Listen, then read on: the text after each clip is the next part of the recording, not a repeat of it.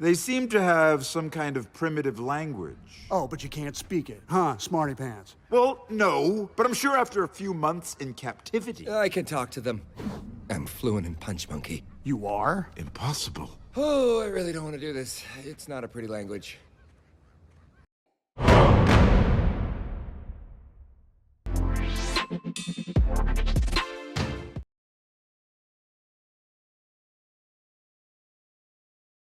Let's do it. Welcome. My name is Jesse Draper, and I'm an art instructor and promotional manager here at AnimSchool, and we're super, super pumped to have a fun conversation with the Animator Rani Naamani. Did I say that right? Yeah, hopefully? pretty Okay, good, great.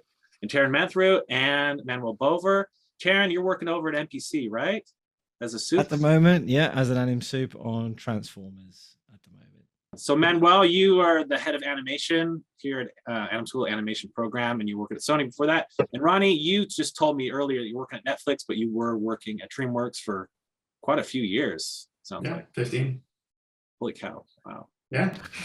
So that's awesome. So one of the really fun things that we've noticed is Ronnie's posted all of these behind the scenes performance shots from the Croods 2.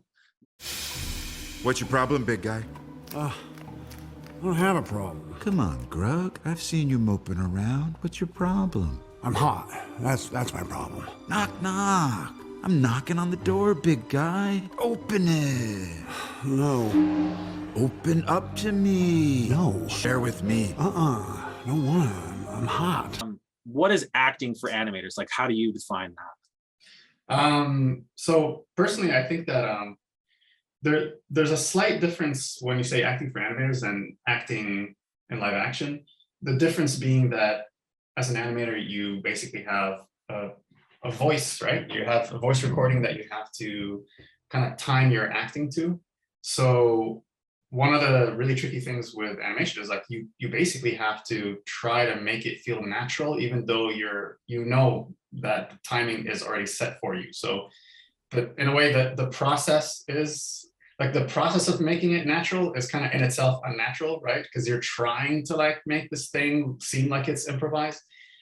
Whereas I think if you're just kind of acting out your dialogue, at least you have that freedom of just saying it when you feel like you want to say it. Obviously not 7 hours between each line, but just, you can kind of sculpt that timing a little bit. So with animation, the challenges become somewhere else, which is, okay, well, now we have this line. How can we break this down so that maybe if there is some kind of pause that was done in the voice acting, can we take that and create something new there? Can we try something, some little pantomime idea that would give a bit more of the subtext, And then the other difference obviously is you are spending weeks sometimes on a shot. So you're taking something that was, again, that felt improvised, and you have to kind of keep that idea going for days. So in a way, it is very different than like acting in front of a camera in live action. But those would be the main things, I think, for me. And this is a question for all of you guys. When you get the storyboard or the animatic from the director, how do you guys interpret that in terms of blocking out your shot? So how can you deviate from that, or how do you improvise on stuff that's been provided to you? Yeah, normally when I would receive like a debrief from the director or whatever, and you've checked out the storyboard and so forth, and I would definitely try and map out in my head where the character is at that given time and moment of a shot. And you would try and sort of get in the character's shoes, so to speak. So you try and understand the characteristics of the character, and then you try to understand where that character is in that particular time of a sequence for that shot. And then you try and deploy those theories in your head physically in front of a camera, and just you're pretending, right? You're pretending. You're trying to act. The difference is, I feel that, as animators, if we were all amazing actors, we would be on stage right now or on a film set. So, that's what actors are. They can act in the present moment on set, a couple of takes here and there, they get into character very well. As animators have to reenact or give the illusion of acting. So There is a distinct difference between the two. So I would just try and, physically try to act like the character I'm trying to do, but I know I'm maybe off design. My proportions are different. My anatomy might be a bit different, but at least I'm trying to get inspired by what the director wants. Then it goes down to how do you interpret that into the character design of the show. Like what Rani did for Croods, for example, was fantastic, where the character design was quite unique. Long neck, big nose, very slim tweak. Rani doesn't look like that. He's like a normal human. I'm being nice here, Rani. You don't have the but no, you know what I mean? Like the great thing about Rani's acting is that he is quite in tune with the character in the film. Versus you can get some actors or animators, should I say, that they try to act like I don't know, some character on their film, and they're not hitting the notes that the director wants, but at least they're trying to get inspired by it. It's just that's the challenging part, is what to extrapolate from your reference and your acting choices and how to interpret that into the design of the film. So for me, on Scoob, for example, Blue Falcon was voice acted by Mark Wahlberg, and he knows how to play the douchebag perfectly. Like he can douchebag anything, and he's brilliant at it. He's very fun to work. So hearing his voice and his annotation, his voices and his voice, and seeing the scratch audio, like the recordings on set, you get an idea of his physicality. And he's a big guy as well. So, there I am trying to feel big and muscular and trying to be a douchebag or whatever you want to call it. Somewhat obnoxious. Then I try to go as far as I can, but I know I would have to, tone it down a bit because he's muscular. He can't be that, he can't be that gesticulative, perhaps. His range of movements might be reduced, making him appealing in terms of, I would look at Mr. Universe videos of Arnold Schwarzenegger and how they would pose, and look at bodybuilders and how they posed. And I'll try and do it myself, and I'm like, oh my God, I look terrible. But at least I'm trying to get into the spirit of it. So typically it's on a shot by shot film, a show by show methodology. But then, I would use the same workflow throughout any show I go on, pretty much. And Ronnie, in that same kind of vein, how do you prepare once you get that material to work from? How do you prepare your performance? Like, what are your steps if you were to tell someone, hey, you're going to be doing this scene? What are your steps in preparing to act out a scene?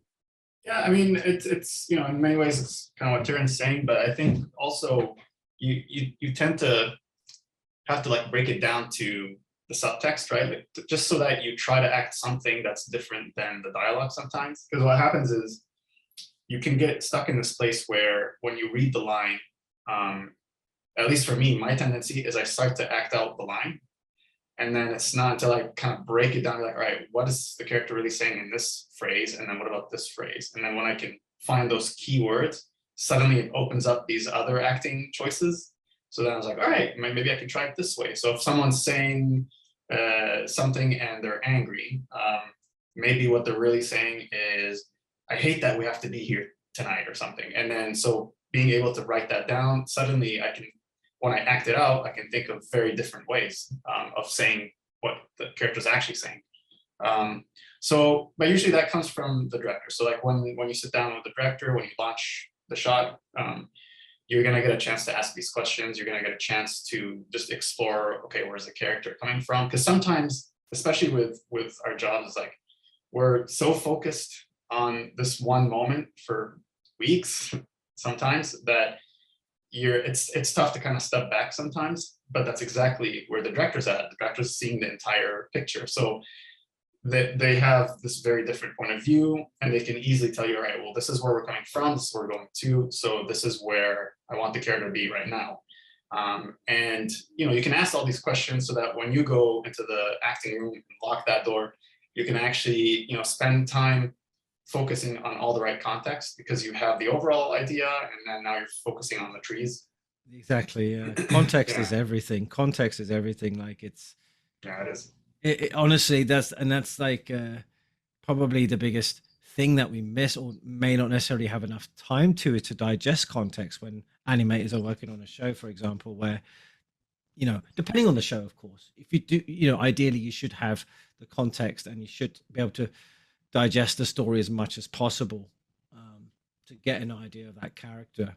It's just making sure all the animators are all on the same page on a production level, you know, because then inconsistencies can start to occur. But I totally agree. Like having an emote curve, I used to call it, where I would draw out the emotional curve of a particular character of an entire sequence, from happy to sad, or from, you know, anger to, you know, to whatever. So it helps. And then when the artists see this graph of this curve and you can pinpoint where your character is supposed to be at that moment, you're like, oh, okay, I've got more of an idea now. Sometimes people have a different way of interpreting what context is. So sometimes you have to explain it in different ways. Yeah. What do you think, Manuel? I completely agree with that. And, you know, storyboards, I mean, we use them for that, you know, to like, and I mean, it depends on the show. Some shows you have more freedom, right? But like acting choices at the end of the day is normally the anime. We can just like put different like acting choices that we think about that, you know, I mean, even if the director has a clear vision, they give you freedom, right? But the storyboard dictates, like, you know, the storytelling process most of the times, right? If they work, like if they are, I mean, in Hotel T, the storyboards, right? Like Andy, like he knew, so like he drew just one pose, and then after that, you had the freedom to literally do whatever you want, like be within the frame limit, of course. But I mean, it depends on the show. Like I guess Taran, you're more in VFX, right? Like for VFX is probably different, right? Like for myself, like feature film is more, right? Like you don't have as much freedom, I would say. I don't know. No, you're right. I think, I mean, obviously I've worked in feature probably longer than VFX, but definitely there is that freedom in feature where you can explore different ideas in terms of composition and staging. Let's say, for example, Rani did a kick-ass acting choice, right? Shot. But if that pose doesn't work well from a staging standpoint, from how it looks like from a composition, then they may have to change the acting choice, tone it down perhaps, or go more exuberant. Versus, with VFX you are tied to the plate. You are tied to the plate. There's only so much room they can play with a pan Y. Exactly. So absolutely, you have much more freedom in feature. If the director knows, like, cause I don't know Rani, but you know, like most of the shows, like 90% of the shows, the directors, like, you know, they don't know about animation, right? So like, if they see different choices and they like it, they'll tell you, yeah, Manuel, just continue with this. I like this approach. That's completely fine. They give you that freedom. I mean, it just, as I said, like it depends on the show, it depends on the director. If they have a clear, and there's like they can tell you, Manuel, just follow the storyboard. It's more about the director he or she does know the general idea of what that the emotional state is of that character at exactly. that given moment. How you portray that, then you do have the freedom to explore, as long as you don't go out of character. Well, exactly. No, I was just gonna add to that is like, you know, there's also the fact that before it even reaches animation, I mean, you have previs, you have layouts, so a lot of these questions are also being tested out in previs. We're like, all right, well, what if we do this? And depending on the director, some directors would like, you know, kind of like what you guys are saying, they like to lock down exactly the camera down to a T. And some directors are more open to kind of keeping that exploration going into like maybe blocking, right? So it does also depend on where it is by the time it reaches our department. And there is a danger. I've experienced it myself though, to a degree. I'll slightly divert a little bit here, but like when you talked about a director that's very locked down on a particular emotional state and a camera and blah blah blah, versus someone who's a bit more open-ended, it can have a domino effect on other shots. And I've experienced that where a particular beat was, you know, after some after some exploratory level that's occurred, the person who has done the shots afterwards would have to then readapt to that a beat, you know. So that was like, so that can occur. So it's great having the freedom and the exploratory level, but it's also great having a director who's more precise to a degree. So it's getting that nice balance of having the creative freedom, but then, you know, being a bit more rigid to it from time to time, because otherwise things can just go wishy-washy. Especially with deadlines. Yeah, exactly. Because I mean, that's why we need that, right? Like, I mean, they still want to keep the creative, you know, give us the creative freedom. Absolutely. But we need that direction. If not, this basically what you guys saying. I mean, everything, you know, we just go, you know, all out, like spend like 2 months in one shot. You know, like that's. I mean, we need that, especially you know, animating. It's just. And I think that's more the case in VFX versus features, where unfortunately, you know, things are just crunching all the time in VFX, and they've already filmed on set, and then the director may have a different idea and things, and there isn't really a storyboard process. There really isn't. It's just like go wing it, do it. There's a script, we'll figure it out as we go along, sort of mentality.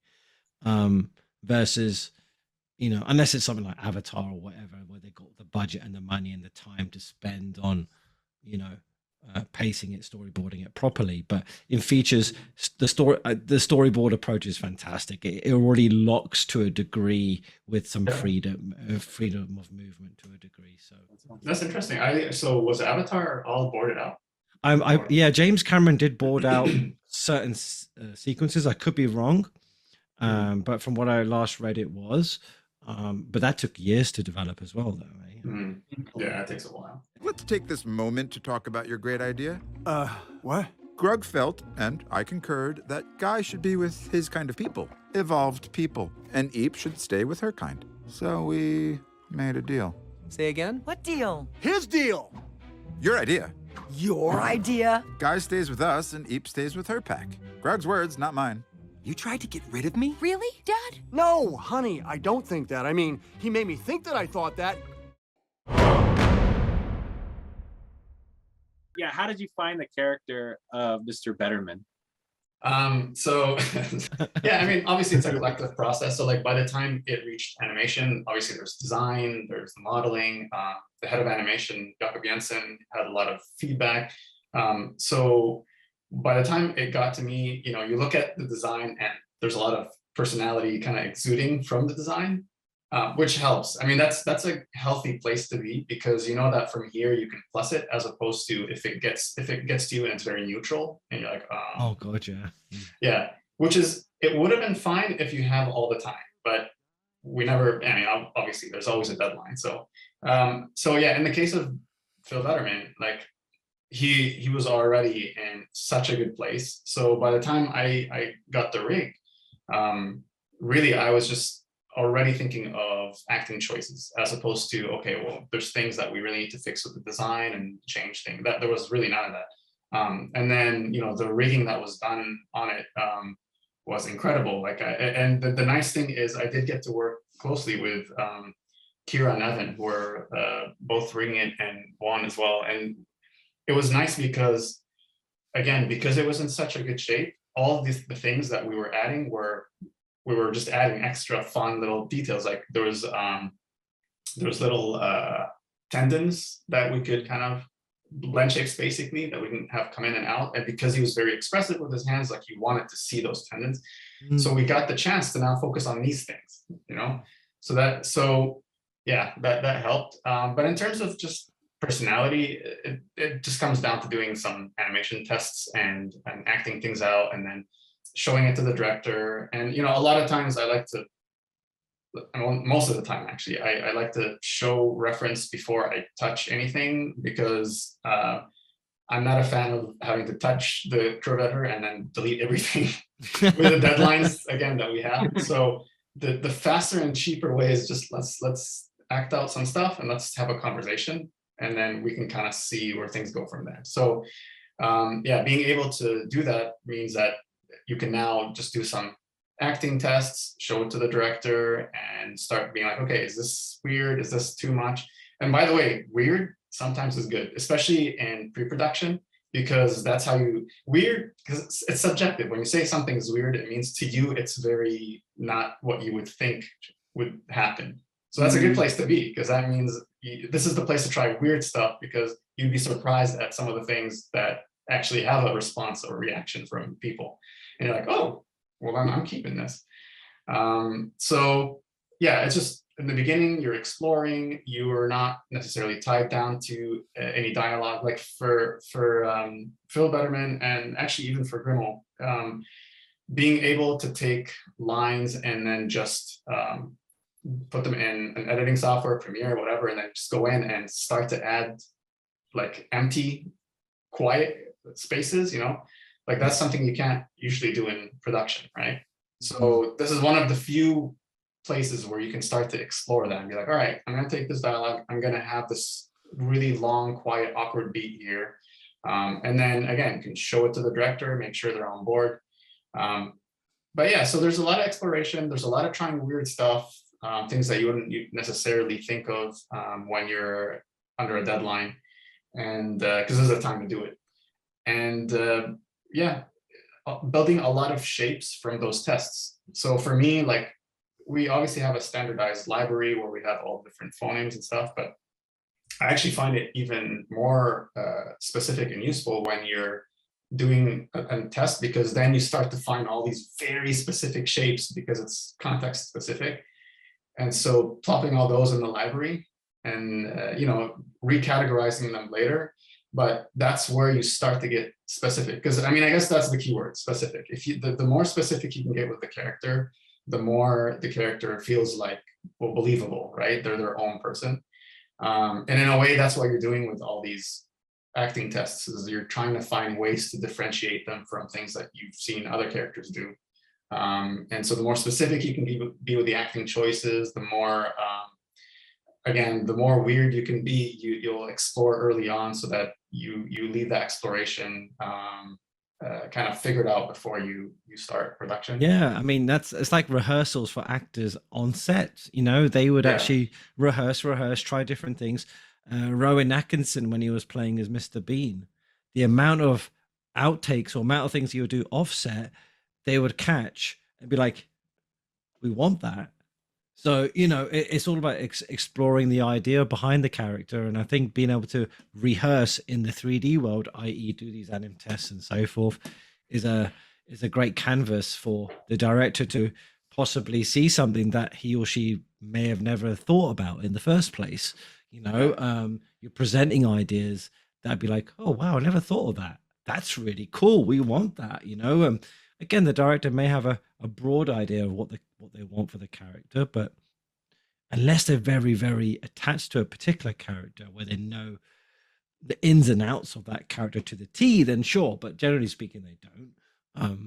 And they will be, doing anim tests, I find, is one of the most enjoyable experiences, because you are just like, when I was casted, again, Blue Falcon on Scoob, or even a bit of Captain Underpants on Captain Underpants, I was just exploring ideas and just nerding out and just trying to see what looks cool and what would that character do in that particular scenario. And rehearsals are super fun. Do you guys ever reference the voice actors to get ideas? I was gonna say, I always see, like, behind the scenes, which is kind of maybe disingenuous or not real. They always show the final animation, and then they'll show the actor in the voice box. Yeah, sometimes we would get the voice together. box. Yeah, sometimes we would get the voice box or the scratch or the what's the other term for it? I forgot what it's called. Those video references where you see the voice actors. There was another term for it. I can't remember, but I know exactly what you're talking about. But yeah, sometimes through legalities, and if they're allowed to share that,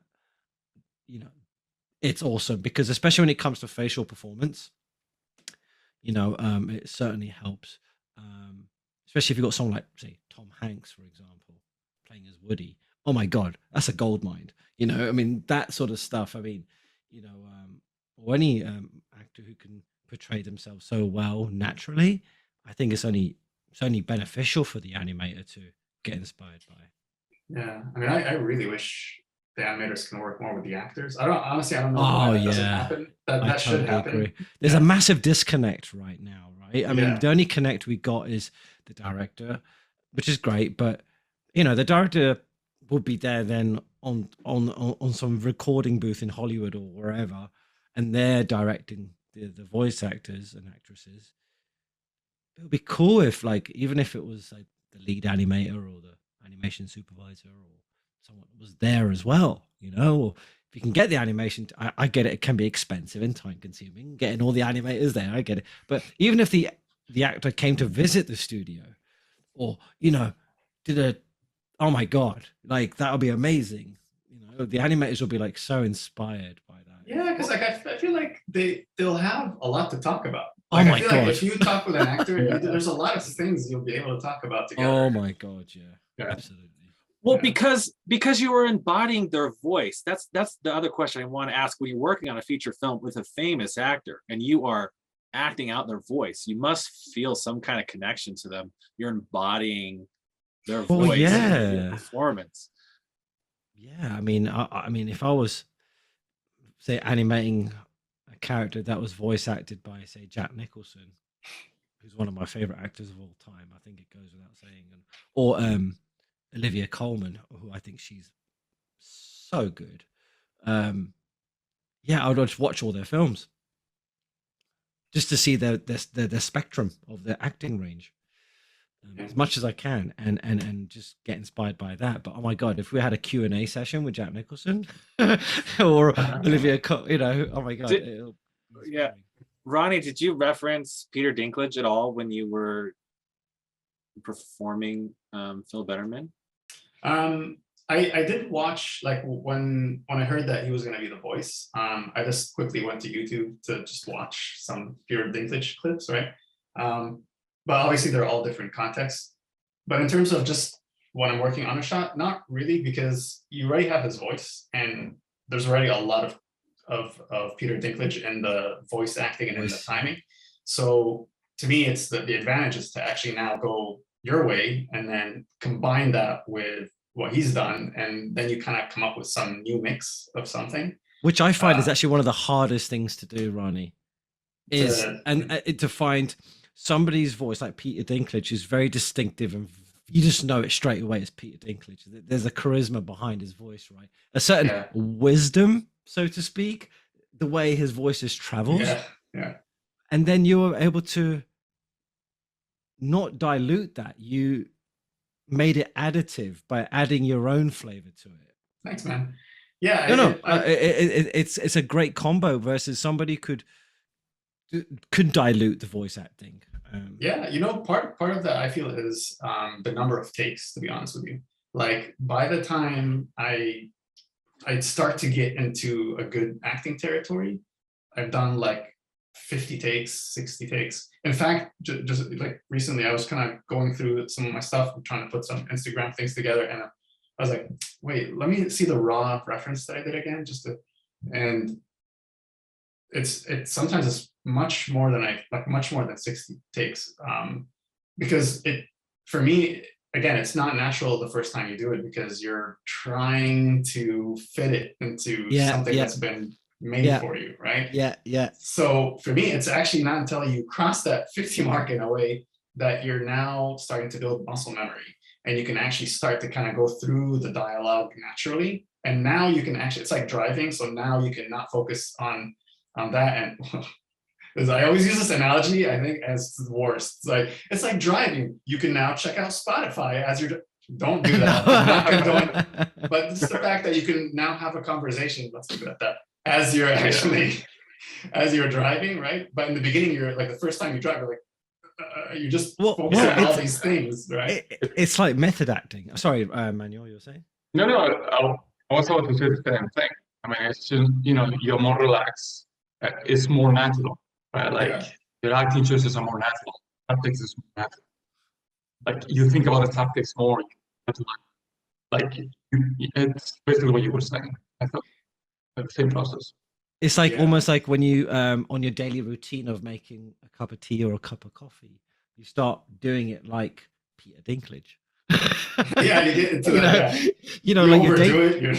you know, there's one mornings where you wake up where you're acting like somebody else entirely. Like, you know, like Christian Bale, he's a crazy into method acting, and he goes hardcore into his acting, right? But Yeah.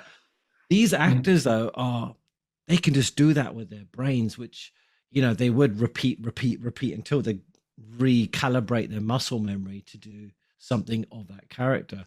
And I think all animators should do that, and encourage them to do that all the time, especially the problem is, again, is time, right? And being able to invest that time to really fulfill the characteristics, especially when an animator has to work on multiple different shots with multiple different characters, and it takes them longer to adapt to a different character. So, well, your father knew of me. Now, there was a chief, one of the greatest dragon hunters to have ever lived. What would he think of you?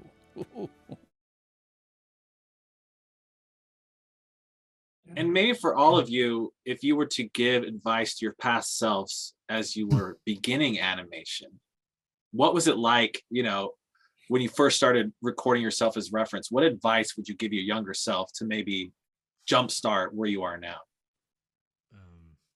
It's a good question. I would say... Oh, yeah.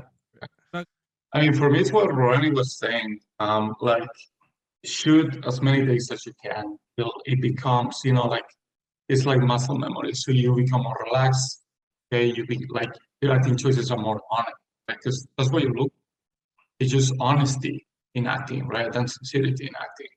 So that takes a while. It takes a process. It's what Ronnie said. Like, I do the same thing. It takes me like over 50 takes just to like get natural to it. And then one thing that I would recommend, I mean, I always tell the student the same, like, push reality, right? Like, I mean, I understand we are not actors and some of us are better than others, but try to always like push reality, right? Like we're animators, push more content, exaggeration, right?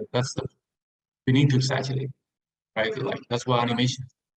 So that, like, become loose at those aspects, you know what I mean? Like push things more. And it's what Ronnie and Taran were saying too. Like, I mean, if you get out of model, get out of character, it's really easy to like turn it down.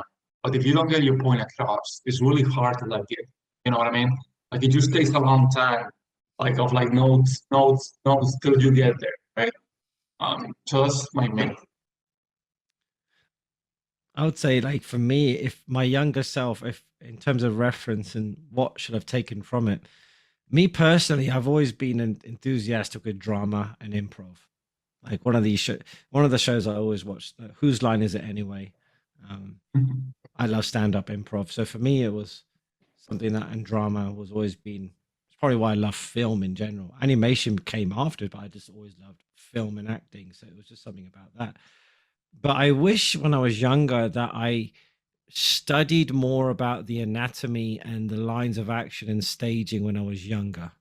Not necessarily the acting choices, because I felt pretty comfortable about understanding acting, but it's how to interpret it and what makes a good body pose, what makes a good structure, what makes a good design, essentially. Because I find if you understand anatomy and what the body is going through in that moment, then it's easier for you to adapt the anatomy to a design. Does that make sense? So for example, like if a character is very specific in its design, like Rani was talking about with his character, with Peter Dinklage and so forth, well, the design of that character, like I said, speaks for itself. But Rani still had to understand the anatomy of that character. So he can shoot as many references as he wants, but he knows straight away that he could interpret that and then, you know, make it work for the design of the character, right? So, and that roots back to understanding anatomy and life drawing and gesture lines and flow. I wish all of that I knew way earlier.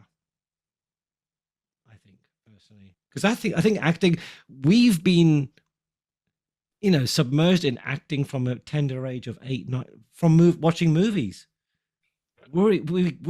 we kind of already instinctively know what makes us tick when we watch good acting, right? We just couldn't necessarily explain why, but now we can because we've got the tools and we have the intellect, we have the wisdom, and we've gone through this movie making process of everything, our journeys. But I think that how to interpret what makes good body language, I think. Yeah, and that's going to help you with, exaggeration. Yes, right? Like exactly. having that knowledge Exactly. is going to make you push the character more and get those, clear silhouette, right? Like clear poses. Yeah. Because I would see people try to exaggerate without really understanding anatomy. Yeah, exactly. Yeah. Good point. Yeah, I do wish I drew way earlier as well. That's always. Yeah, because there's a lot that comes with it, right? Like the way you think about things changes a little bit. The fact that you're drawing on flat paper, there's a lot more thinking that you have to do in terms of how to interpret something. I don't know. For me, I guess one thing that I wish I did more is just build a library of acting in terms of like just watching a lot of movies and keeping tabs of like actor stuff. Like now I'm sometimes I can feel like, I'd love to like be able to just be like, I want to dig into the reference pool of like, this actor, there's a certain personality type that they did and it's great, and I just have these clips that I saved. I would have loved to have like a library like that, because then you can start to venture outside of what you usually do with your own body, and just have more knowledge that's accessible quicker. But I didn't do that, so if you so maybe someone should do that and then just do a premium, and then I'll subscribe. Let's get on it. It looks like sounds like a side project. No, I'm like slowly pitching a business. Guys, I actually have a business idea for this. But Ronnie, it brought up a good point for maybe people who don't know that that's what animators do, which is, maybe they have Peter Dinklage, but your performance is this character. It's this specific character. And so you're going to go look at performances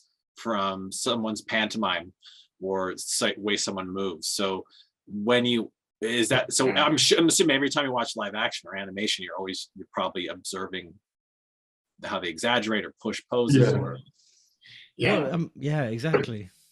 I think so. Right, go ahead. Go ahead. No, you go for it. No, it's basically what you said. That's something since like a young age, like have that library of like acting choices too in my head, right? Like, because my dad used to watch a ton of like black and white cinema, right? Like Humphrey, Chaplin, Buster Keaton. So like I build a library from the beginning, and that's something I tell my students all the time. Watch movies nonstop, but not just recent movies. Watch movies that they made, like good a long time ago. Because exactly, that's actually what I say. Watch good movies with less special effects, better acting. And they tell me, well, I'm too young for that. I was too young for it too, but you just need to go back to that library that we all use in animation. Because like that's what Ronnie was saying. Like we animate, you have that library. I mean, you still should reference, but you already have access to those ideas that otherwise would be way harder, right? And it makes you like way faster too, like to get to that point, get to that, Exactly. It's like when I think when we're briefed on a character, the first thing I would think about is, okay, what are the characteristics? Then I start looking. So is this person introverted, extroverted, clumsy, wise, down, depressed, joyful, naive, all these characteristics. Then you can start thinking about, well, like I go back to Rowan Atkinson. Well, heck, he did Mr. Bean. Quite, post Charlie Chaplin and Buster Keaton, and Jim Carrey and Rowan Atkinson for me were just like gold mines of hilarious stuff that we can just have fun with. It's something that, but even Rowan Atkinson in Blackadder, he played a completely different character, but still hilarious. And but again, it goes down to characteristics and being able to plot in your brain and remember references but then sometimes as we get older, we tend to forget more. So creating this library of stuff is going to be really, really useful. I mean, you remember movie clips? That was kind of going in that direction. I was so happy, and then they had to ruin it by like, someone bought them, right? And then something like that. Became a YouTube channel. And what's even worse is when you watch a video from movie clips, and then in the end it goes to like hey, check out these other things. You can click, but you can't click it because it's a screen. But they show you things that you can click. Like, what are you doing to us? I remember that was like, I was excited when that was a thing because I'm like, oh, perfect. I just put keywords. I just put sad, cry, Jack Nicholson, and then it shows you all. I was like, oh my god, this is amazing. Oh my gosh. And then that sort of resource will be so good for animators. But again, it's all about, I think animators need to have an understanding of acting. Fundamentally, because they can look at Jack Nicholson or whoever and look at it and think, yeah, this person has these the eye, his eyes are very stern and almost statue-like, but he has this presence. Why? It goes deeper than that. Like, why does this character come across this way? Why do you feel this way? And I think that just comes through exposing yourself to good films, like Manuel was saying, exposing yourself to older films where I felt the acting was much more authentic and raw. Yeah.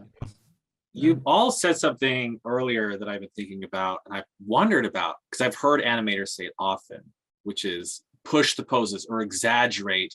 It's better to break it than to not go far enough. So when you're working on a production, when you're doing that, do you do that for yourself first and then self-edit back, swing back, or do you push it as far as you can and then have your director or supervisor say, okay, I love that, bring it back? Like what's kind of your method there? You go first, Rani, or Manuel. Rani, go ahead. Sure, yeah. I mean, for me, I'll push things quite like there's a phase before I show anyone where it's like the things that you would be embarrassed to, like, you try crazy things, you put them behind frame 1 in the timeline and when you're done with them.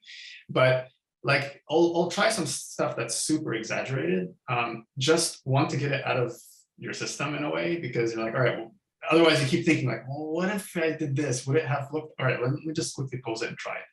So I'll do like a pass where I just push the poses a lot, but then I most likely will then tone certain poses down before I actually show it, so that you're thinking first to yourself and second to the outside world, and you at least had a chance to self-edit. So yeah, I think it boils down to if the character speaks to you that way. What I mean by that is like if Ronnie received the character like he received, that character already spoke for itself. It's like this character is asking for it to be pushed, versus a character that can be a bit more generic or a bit more, subtle. Then that character may require much more subtle things. When I worked on Le Petit Prince, or The Little Prince, it was very reserved, deliberately reserved. It was almost to the point where, arcs were very, very, unless it was a crazy, and then the designs of the poses and had these big heads, and, it was just, you had to be very subtle, and it was all about the eyes more than anything.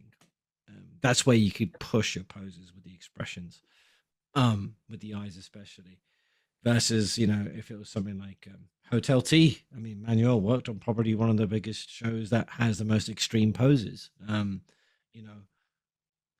Then for sure, I mean, if that character spoke to Manuel, like, yeah, go to town with it, then you would, right?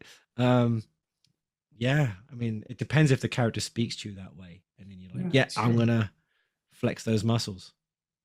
Yeah, it is very subjective. Like, it depends on the character. You're right, because that gives you a barometer. Exactly. You need that gauge.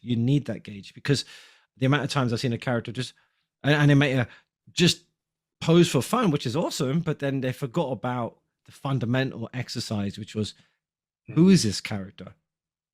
Yeah. Would that character do that type of pose? Or would that character actually go that extreme? Tom and Jerry, sure, go to town,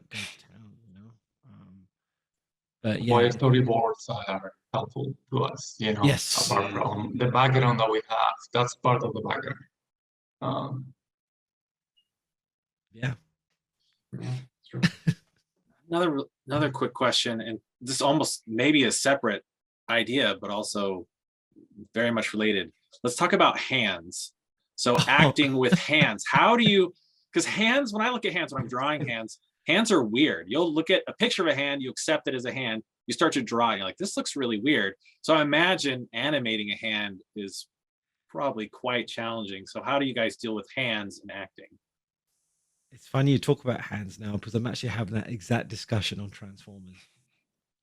Hands are one of the hardest things you could possibly do as a drawing or as an animator, because hands have expressions too, right? It's and how the the designs of those digits is one thing, but it's all about understanding what makes an appealing or believable expression regarding the general shape, whether you're going, like, for example, my hand is here and you open up your hand like that, already I can see these two fingers are closer than, so I'm already, instead of, because the one problem I see a lot of animators do from a young age or whatever is keeping them evenly spaced and flat and very you got the metacarpals here, and understanding the anatomy of the hand is going to be so helpful as well, but also just breaking it down with simple shapes, looking at milk carls drawings. I always, it's funny that you mentioned that, but I have that frame, and back in Sony I had that, like his drawings, because this is what you're saying, like especially students see the tension, right? Like, but the wrong tension. You see the hand poses like this. It's like, dude, even if I'm trying, like I can't hold this for 10 seconds. Like if you let it go, there you go, straight away. You know what I mean? You let it go, just let it go. Like, and I tell them this all the time, just relax. Like the characters, they don't move like this. They don't, right? And that's what you said. Like the hands for me is the part with the eyes that is the most appealing, right? If you do it well, and that can raise your animation to an amazing shot, right? Like it's the hands, the eyes, right? And then of course the appeal of the body. But if you get that right, that means you're getting the rest right? Because the hands is one of the hardest. Exactly. Right, and really easy to do wrong. Very easy to do wrong. I mean, like Rani did a fantastic, like me and him spoke about, we nerded out on his shot on my, and dude, I mean, the hands, I mean, you nailed it. So what's your opinion on hands? Yeah, I mean, it's interesting. I never thought about, by the way, keeping your hand open like that for 10 seconds. Like it's true. Yeah, you do get tired. You get tired. Yeah, but no, it's true. Like the hands are so expressive, and to me, it's like the priority list is always face, hands, and the rest of the body. Because I think the body's important, but if we're being honest, we're looking at the character's face and whatever they're doing with their gestures. So I feel like when I'm trying to work on a shot, I'm giving most of my time and energy on those. Because if I mess up the body, there's a way less chance. I mean, unless it's like a big glaring mechanics problem, but there's a lesser chance of people kind of noticing it. And there's a higher chance if you do something weird in the face, people quickly notice it, like, oh, well, that was weird. So you want to kind of make sure you're giving hands and face the most time. And I mean, in terms of just the process, obviously it's going to be helpful to have a library for hands, just like you would for the face, and having an extensive one at that, right? In terms of just different grips, different gestures, relaxed, scrunched, everything. And always making sure that it's never not doing anything. So even if it's not, even if it's relaxed, it's something, it's something you have to think about. It's a purposeful choice that you're making.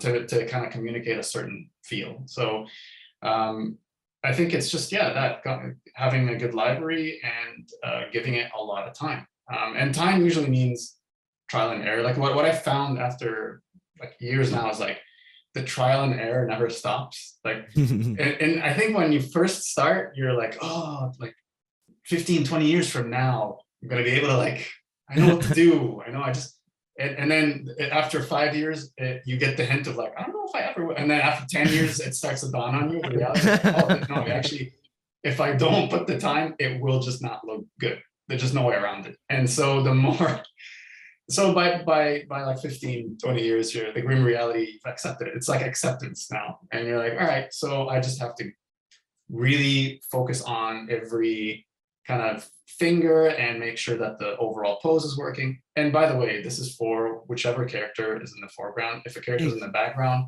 and you're just don't focus on fingers and stuff. Just focus on whatever matters. And so you're trying to like build these purposeful shapes and you're trying to give it the time it needs because it needs the time. There's no way around it. So well, that's it. And I think also to add to that is it goes back to the design of the character and it's got to flow well with that character, right? And one other thing that I've seen is how angles should be respected along the arm. So you talk about the hand, but it's got to flow well nicely with the forearm and the direction of the, and so I kind of feather it off up until the elbow just to make sure it flows nicely, because especially the top part of the arm and like even creating this and how the elbow would pop out and how you would create something elegant.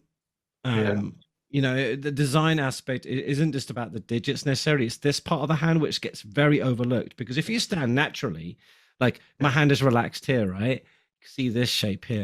As soon as I go straight, clunk, flattens out. So people forget to rotate the wrist as you straighten out the fingers. Relax, you know. So things like this where the library is fantastic, but they need to know when to apply it to follow the flow of your arms, how to accommodate your wrist to follow the flow of the arm, then apply the pose.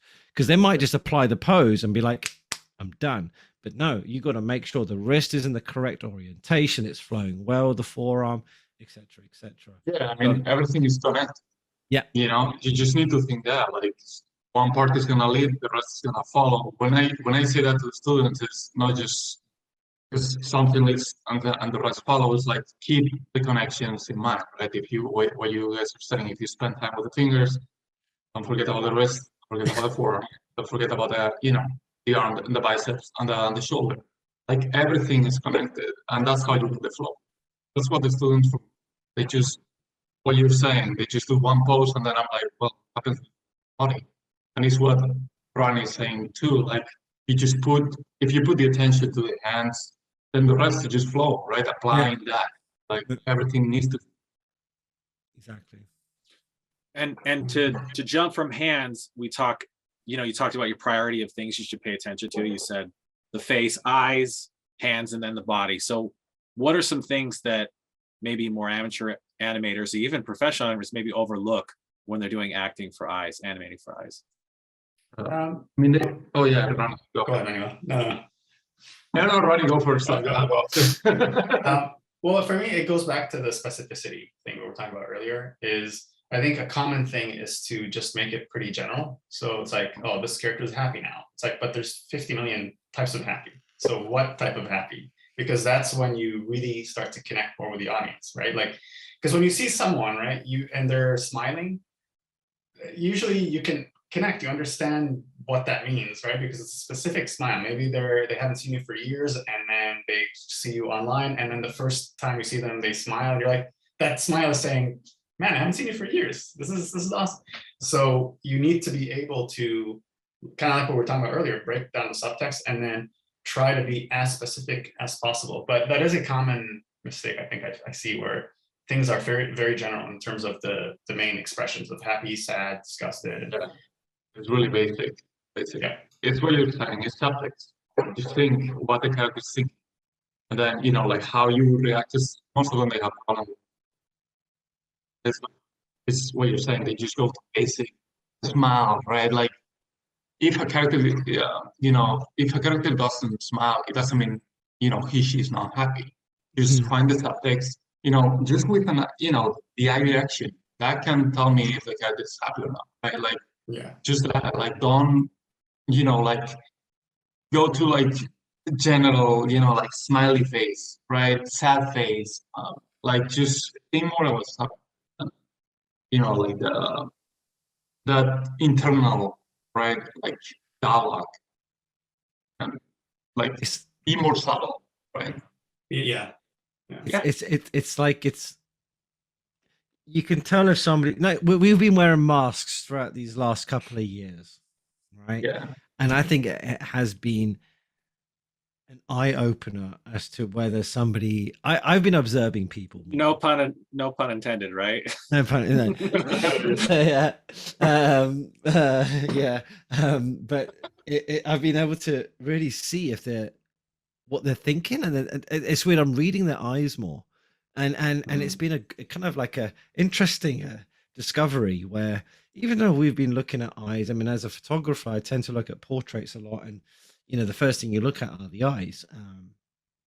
But then this supports everything, the mouth and everything like that. But especially when you go into the grocery store and you seeing someone and somebody saying, "Oh no, please go ahead of me," and I'll look at their eyes and there's sincerity behind it. There's some genuine feeling behind if they're happy or sad or angry or they're concerned and all of the eye shapes and tension and tiredness, things like that, characteristics of the eyes I've become more prevalent in society nowadays, and I tend to sort of witness that more.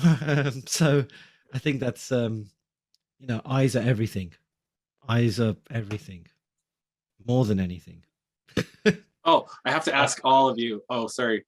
When do animators know when to make a character blink, and does it matter? Like, how do you guys choose a blink? Muscle memory.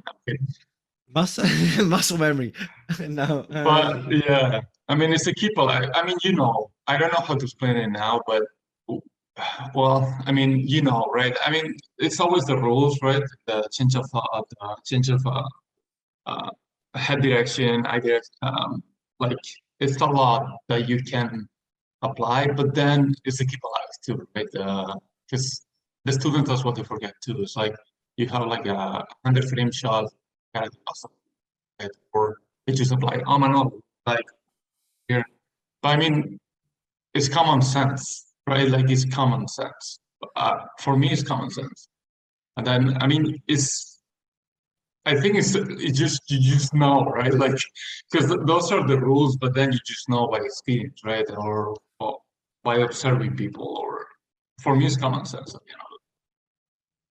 Yeah, I think it goes back to reference, right? And being authentic with your acting choices and being as natural as possible. Just by observing Manuel now talking, or you, Rani, or you, Jesse, when we're all speaking, if you just watch your eyes, the amount of and you start creating a count in your brain, or you're literally time stamping every time somebody blinks. That's what I'm doing. I'm seeing when people blink. I'm seeing when is he thinking, when is he looking top left, top right, down, things like that. All of these, you start creating an internal library of do's and don'ts in your head subconsciously, just by looking at authentic movements and people just being themselves. And I think when you're acting, I don't think you're thinking about blinking when you're acting. You're just doing it. So when you're in the mold of the character, and after that muscle memory has been trained physically, you can't do muscle memory on blinks. It's a natural movement that happens, right, when we're going through the motions of thought process. So yeah, in fact, if you try to time your blinks, it probably oh my god, it look weird. It'll be weird. Yeah. Yeah, but I think so knowing when to blink, you'll see it in your reference, wouldn't you? And it's just the art of the blink. How do you blink in terms of the aesthetics of it?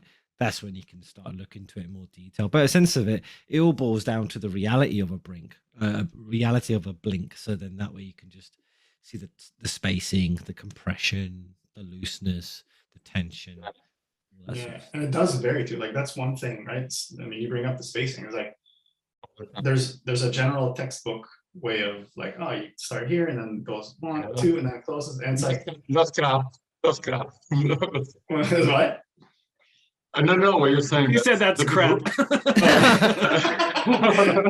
Well, yeah, it's like there's so many different ways to blink that I don't know. I mean, this is just such a generic blink when Exactly. Yeah, you like never want to, because sometimes you double blink or sometimes you like half blink and then blink, full. yeah. So you want to, like, again, I think rules are good to keep in mind, but then when you're actually in the context of your shot, you just need to do what the shot's kind of telling you to do, as opposed to just in an absolute fashion just putting concepts on the shot, you know? Exactly. I mean, rules are meant to be broken. That's what I tell the students all the time. Like, you have guidelines, but you should break them. Right? Like, one of the best animators I work with, Pixar guy, Bulan Puchiba, like he told me, right? The first thing he told me is, Manuel, like, you're supposed to do this, like, or, you know, this acting, just do it in a completely different way. Reverse it, reverse the idea, reverse everything, right? And that gave me like so many options, right? When I animate, when I act, just do it in a completely different way. Like, think it the wrong way, right? Like, get the rules, just like do it in the wrong way, right? And that helped me a ton. But what he. It's also good in terms of, like, I remember when I was first starting, there's this fear of I have to get everything correct, all the concepts correct, right? When you first start, because you don't know what stuff to focus on. And so to have something like what you're saying, like that kind of advice where once you break the rules and then you come out the other side fine, you're like, oh, okay, all right, there's room here. It's not like everything is done and you have to do it this way. So yeah, I feel like it's the same with us, with like story probably as well, right? Exactly, yeah. I think when people say break the rules or go for it, it's just knowing how do they break the rules, right? What do they do in order to break the rules? Or and that's when your supervisor or your lead or the director will start. That's, again, it's rehearsals. This is when you do your rehearsals off backstage and just start having the freedom to explore and staying within the character, but go crazy, break the rules. You know. And that's the problem with the students, or, you know, my advice to like animators that they're just starting, just think outside the box, right? Like, just forget about rules or about what I say or you say, right? Like, it's your own way. Like, I mean, there is no correct way. Like, just try it your own way. Like, try to make it. It doesn't work. I mean, just try a different idea. I mean, there is no set, like that way to do things. And rules is what I said, because I'm always like, I'm a big advocate of that, right? Like, I don't, so acting for an, that's crap, right? At the end of the day, you, common sense, experience, and, your ideas. I mean, it's your work. And you're going to have, director or supervisor telling you, but it's you, an animator. You need to think outside the box. That's how you're going to make your work better. Yeah, think outside the box for sure. And I feel like the rules usually come later. I think because of the way you study it. Yeah, like when you study a book, right? You start with the rules, and so you're like this, and then you're like, okay, now when you want to apply it and practice, you're like, all right, well, so now let's apply the rules. And it's actually the exact backwards process where just do something, and then inevitably one of your peers will say like, hey, this looks weird, do this here, that rule you can apply it there, that rule you can apply it here, and then you can go in and that's one thing actually I mentioned to students a lot, which is don't worry if you're doing these mistakes that are like what you consider preliminary, like 12 principles mistakes, because the truth about it is those will always haunt you. Like, because like even today, like when you go to dailies and you're hearing the notes that you get, other than the acting notes, right, or context specific notes, the animation notes, they're still the same. They're still arcs, squash and stretch, overlap here. Like it's like, so it's always gonna stick with you. And so it's not about, because I know students feel bad, like, I can't believe I'm still doing this mistakes. Like don't worry about it. We all are always gonna do these mistakes. It's never gonna go away. All the time, all the time. Oh my gosh, I just want to say this principle is so amazing for any kind of art, which is there's so much fear in creating something. It's better to go for it. And like you said, you can apply those rules later, but you're gonna really miss that edge of something great unless you go for it. If you try to stay so focused on these parameters. You'll never do something great. But we're almost out of time here. Manuel's got to take off, but I wanted to bring it home. If you guys could talk about, this is something I'm very interested in, and a lot of students talk about this, when a professional animator gets to the polished stage, kind of how do you go about that, and what is it like, and how do you know you've kind of hit that illusion of life, that it stops being a rig anymore, it starts to be alive? Like, how do you do that? Like, what are some thoughts on that? Till the director says approved. Yeah, I mean, that's basically what happens. You never finish, right? Like, you never finish. For us, we're perfectionists. You're like always. But for me, polishing, because, you know, students, but I always go back to the students, because, I mean, that's the point of the, like, they just go, first thing they do, open the graph editor, they start fixing curves. I'm like, dude, nobody's gonna notice what you're doing, and you're gonna waste a ton of time doing this. Like, if you're doing it now. I mean, for me, I mean, that's me. I'm probably, you know, like, that's my point of view, but animation is flow, what Taran was saying. Animation is movement, animation is content, right? I do that in, you know, I don't look at the graph editor at all. Like, you know, I just get that with spacing, poses, everything. I don't check the graph editor, not even at the end. When they tell me, Manuel, you can polish your shot. I've been polishing my shot since the beginning. That's what I've been doing. But my polish shot has been since the beginning. I mean, illusion of life, right? Like that point of, you know, like make it believable to the audience, right? Like, I don't believe in technical stuff. Like, I mean, I do, but like, you don't need to spend time, like, waste your time in the graph editor. That's me. That's how I work. I don't touch it till the end. At the end, I mean, if there is something I need to correct, obvious, I'll go to the graph editor, I'll correct. But as long as I do all this, like, the flow is gonna be there. You know what I mean? Like, I don't waste it. That's for me. Yeah, I mean, and one thing that, I don't know if you guys do this when you're polishing, but to me it helped like dramatically, which is to just polish in chunks specifically. Yeah, that's what. Yes, that's what we do. absolutely. Yeah, because like, yeah, we do. yeah, like, remember, I don't know if this happened to you in the, like, when you first started, but I would get to like the polishing phase, or, well, splining and polishing, it's kind of a gray area, but I would switch it to the whole thing. I would switch the entire animation to spline. You're like, all right, you look at it, you're like, oh my god, it's too overwhelming. It's so overwhelming. It's like, no. So when you take just like 20 frames or what like a beat, one acting beat, and then you just make sure everything's still stepped, and then just focus here, because then you're just looping it over and over and over, and you're not going to move on until it finally works. Because that's the other thing, is like that trial and error process, I don't think ever goes away. You just never, no. And to me, that's, if you were to sum up experience, that's what experience is exactly. You've managed to understand how to manage your trial and error. How to let go. Yeah. Well, and how to let go. But you know what I mean? Like you understand there's certain things that are going to happen, but now you know how to manage that time. Yes. And also just kind of have more control over it. But it's still a chaotic process. You're still going to have to like try to figure out what's not working, especially with CG, right? Because like it's not working until it's working, as opposed to a blank piece of paper where you're kind of, which is, I mean, that's insanely difficult too, because you have to like decide exactly what you want to do. But just the idea of iterations that are controlled, I think, is so important, and also less overwhelming, especially if you're starting out. Is like, yeah, at least you can feel less worried. And the other thing that happens, I feel, is when you're watching it as a viewer, you're watching the whole scene, right, take place in real time. But when you're focusing on one moment, and then you finish this moment, and you go to the next moment, and you go to the next moment, and each moment you're like feeling like it's satisfying, then when you're watching it, there's always something entertaining you.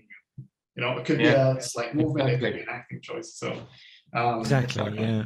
I think just to add to that quickly is, when I'm polishing, I try to always go back to the original purpose of the shot. What do I want the audience to see? Yeah. Especially when you watch your shot in context. So 5 shots before, 5 shots after. If you're working on an independent shot like at AnimSchool, we are working on unique shots. You have to split it down to chunks, but still, nevertheless, I'd always want to ask myself the question: what do I want the audience to see? Not what I want to see. What do I want the audience to see? And I think that's going to help you harness your energy onto details that you want to polish. You're trying to polish everything, obviously globally, but then if you're like on Rani's example on Croods again, facial and hands. Those are the details the polishing finesses that really want to push. So I think finding out what details you want to push and invest your time and energy into polishing is going to be so much it's going to be so worthwhile in the long run, because as soon as you establish that rule to yourself on a shot context value, then you're going to be able to invest your energy wisely in chunks, like Rani was saying, in this chunk, in that chunk, and so forth. And then, like me, I'm like Manuel, I don't even look at the graph edit until right at the end. Like I don't want to finesse graphs and stuff too much. I don't animate with the graph. I just pose it as is, and that's, everyone has a different workflow, and that's great. So yeah, I think polishing can be rewarding and frustrating at the same time, but until the director says approved, then you're good to go, and then you can just let it go. Yeah, and there's also like different styles of polishing too, right? Like Yes. I feel like there's this general idea of like, oh, polishing, all right, now just put music and it's mindless. And it's like, well, I mean, you can really push the spacing in your polishing, or you can even it out so it's more naturalistic, or so I think again, it's not a comfortable idea to think that you have to still put thought into all the, like even in polishing, you have to be like, all right, let me try this, let me try that. And but the truth is it can affect the impression of your animation. Absolutely. So, It could even soften it. It may even destroy the shot to a degree. You have to be really careful. That's the problem. Investing it in where you want it to. But if we're closing off, there is one thing I want to read out, which I think summarizes actors and animators. It's like, actors seek to justify movement emotionally. Animators seek to justify emotion with movement. That's the difference between the two. Big over. Big over for that. Yeah. Well, actually, Ed Hooks is a fantastic author, and he loves acting for animators. And it was an extract from his book. And when I read that, I was trying to find, I read this point somewhere and I found it when he summarized it well like that. Yeah, actors do seek to justify movement emotionally, and animators just seek to justify emotion through movement. So it's very well put. So yeah. Agreed. Well, wonderful. Rani, Taran, Manuel, thank you so much. I learned a ton. That was awesome. Thank you so much. Thank you, Jess. Yeah. We need to do this more often. Rani, This was fun. This was really fun. Let me know.